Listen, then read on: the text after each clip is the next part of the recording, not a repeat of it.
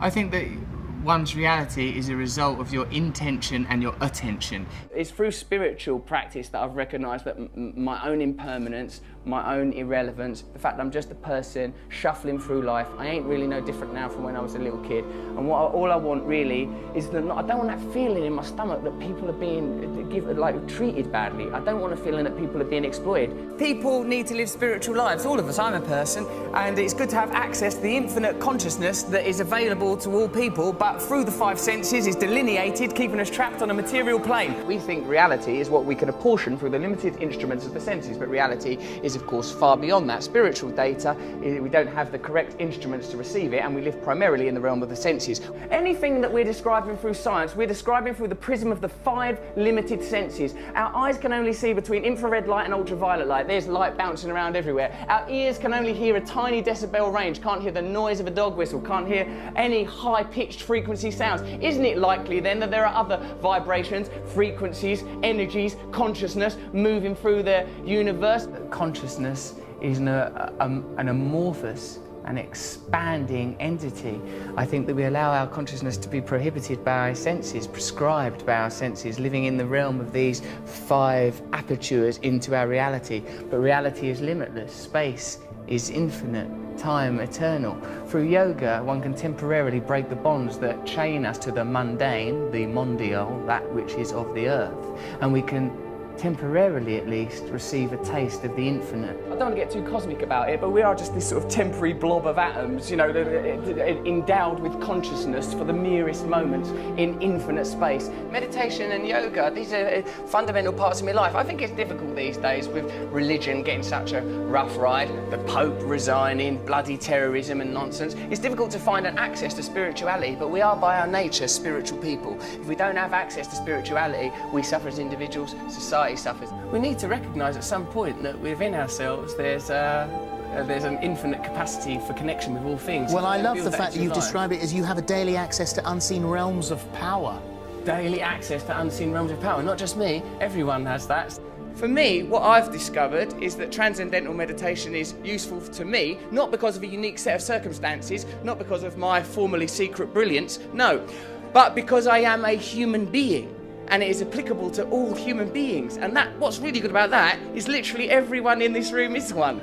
What I say is that we're basically all right human beings. Whenever there's a disaster or an accident, people's impulse is to help one another. So I'm thinking anyone that galvanises people, brings people together and points us to the better aspects of our nature and help us to overcome our basic things like fear and desire, I think these people are worthy heroes, rather than the heroes that are nominated today, heroes that are low vibrational frequency that make us concentrate on daft stuff. So like they want you to be talking about Justin Bieber, they want you to be talking about twerking, they don't want you talking about fracking, they want you talking about twerking. They want to get on with their job. Shut your fucking mouths and watch this shit, you fucking morons. And I know, because I've been part of the charade.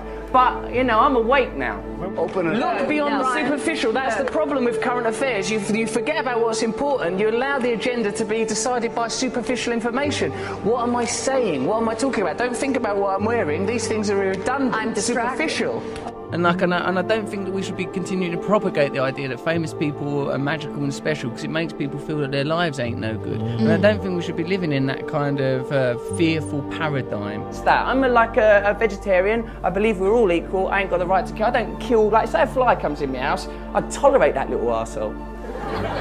Because I feel like he's a fly, he's just on his journey here through life. When I'm meditating or praying, I say the infinite creative force that brings into being all phenomena and guides all life, I say, can you move through me? And things that actually work, you sort of treat them, you sort of shirk them off as if, like, you know, as if you owe them money and you don't, well, no, I've got to avoid yoga and meditation. They've been portrayed quite brilliantly by the mainstream as sort of somehow luxury.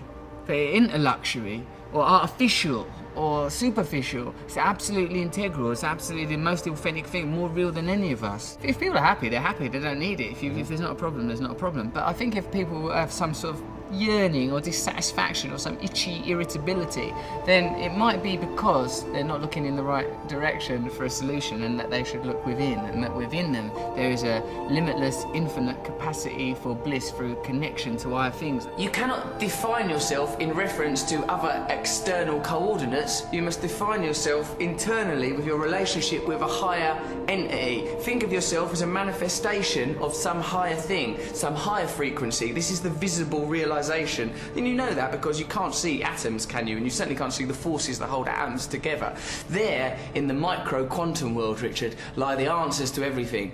We can't understand it with our logical, rational minds, but we feel it intuitively. Get yourself in alignment with that stuff and you beam like the sun. The dead human ape has fulfilled its potential. The dead human ape has not evolved for the last 10,000 years. These are the achievements of the dead human ape. Now we must transform, become enlightened, so that we can access the next realm of consciousness necessary for our evolution. So I think we elect to ignore the spiritual at our own, and it causes a deficit for ourselves and for our culture and for our planet. I think that we are too easy to identify ourselves as individuals. That idea is fortified daily through, as we said before, the stimulation of primal desires, that which anchor us to the self, and we ignore that we're here for such a short while, that we're all basically the same as one another, we're all connected to each other, and we have a collective responsibility to. Look, God is not something that's about thinking you're better than someone or a reason to have a war with someone. It's that within us, beneath and beyond our identity as human beings, driven by fear and desire, defined by the realm of the senses and the material self, which is transitory, there is a divine self that is connected to all living things, that is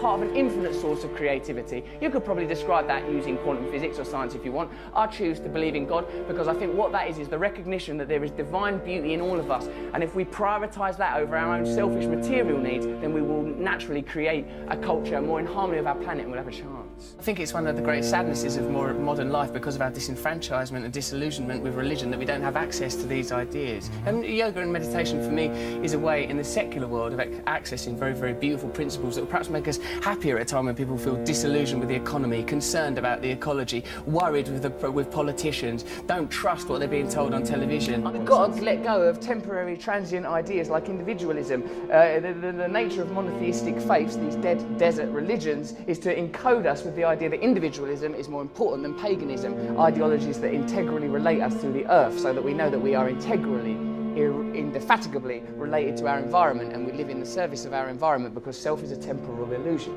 I suppose the ultimate truth is oneness, that this is a temporary illusion, that we temporarily occupy these flesh puppets. We believe so much in our identities, we believe in our individualism, and I talk as a very sort of egotistical man. Look at my hair, look at these bracelets, look at these ridiculous boots. I'm a person who believes in the nature of my own individualism and my own identity. But on a deeper level, I recognise that all these things are transient, and what's important and what's defining are the things that we all share. Love, unity, togetherness. As long as we have cultural narratives that eschew these ideas, that suppress these ideas in favour of negative human traits, greed, selfishness, lust, as long as these ideas are promoted, we'll exist in opposition to one another, and we'll be exploitable by corporations that prey upon these negative facets of humanity. The line between good and evil runs not between cultures, religions or creeds, but through every human heart. So I recognise in myself the capacity for selfishness, for lustfulness, for egotism, and because I recognise these qualities in myself, I would prefer a culture that didn't celebrate, exacerbate, stimulate the most negative aspects of our species, inculcate them, reward them financially, till we get to a kind of a cultural hysteria where we're destroying the planet. The reality is there is one planet. There is a certain amount of people on the planet. There are a certain amount of resources on the planet. None of them things are going to last forever. So we need systems in place that acknowledge the reality, not systems that benefit elites, but systems that acknowledge the reality. People need to have access to the resources. Can't lie to people so that people in power can continue to augment and grow their own power and satisfaction while normal people are exploited. We need systems that get the resources to the people while respecting the planet. Any system that's detrimental to the planet or detrimental to the people because it helps one or two bods, fuck it off. We're allowed to do that, you know. We are creatures on a planet. We are mammals. Look at the faces of the people that we're being asked to vote for as leaders. Look at them. Look at them, feel it in your hearts. That ain't who's meant to be leading us. Happiness cannot forever be sustained like some glistening bauble. It's a transitory thing, like a butterfly alighting on Snow White's finger in that bit of Snow White. So, like, you know, I'm happy mostly. I'm happy mostly when I'm being nice to other people. Then I'm happy.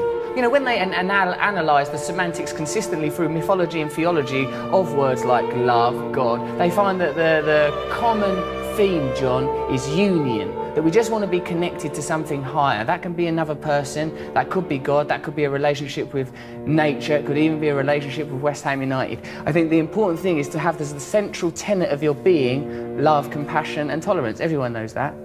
You know, like the realisation that this is only a very temporary thing, that the only thing that matters to any of us is love, that everything, that underscoring everything is love.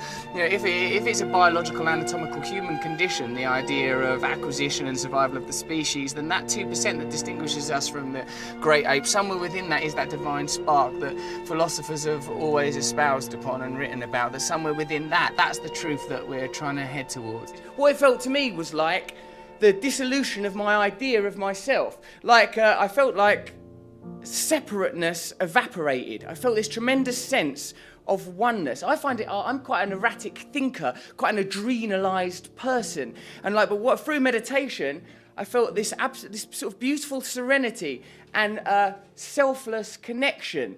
You know, my sort of tendency towards selfishness, I felt like, I felt that kind of exposed as a superficial and pointless perspective to have. I felt a very relaxed sense of oneness. I felt love.